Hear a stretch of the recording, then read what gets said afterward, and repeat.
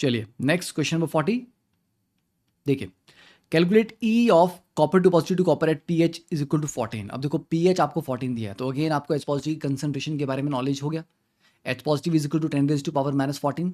So given that the KSP of copper cupric hydroxide is 10 raised to power minus 19 and E naught the SRP of the copper is plus 0.34. So चलिए बताइए what will be this value.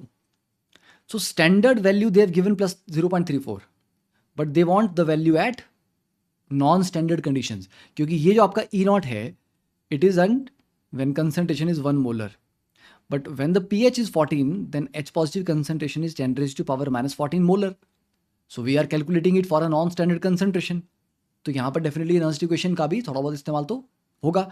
तो हमारे पास जो half cell है that is copper 2 positive plus 2 electrons gives you copper. You don't need to write, इसको examination में लिखने की जरूरत नहीं है, just I am explaining it to you. तो इसके अकॉर्डिंग जो आपका नॉन इक्वेशन आएगा that is e is equal to e not minus 0.059 divide by 2 electrons are involve log 1 upon copper 2 positive concentration. तो दिस इज द नॉन equation for this one.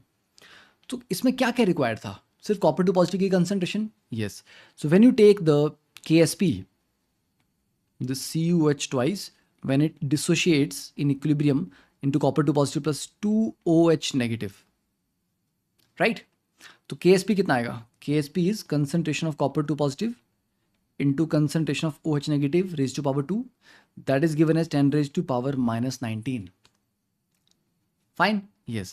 तो since pH is equal to 14 तो POH कितना रहेगा, 0. तो that is कि जो H positive sorry OH negative की कंसंट्रेशन है दैट इज 1 मोलर. ठीक है, so if the OH negative concentration is 1 molar then the KSP is equal to simply copper 2 positive concentration into 1 का स्क्वायर. तो means copper 2 positive की जो concentration है that is equal to KSP, you put that value hair.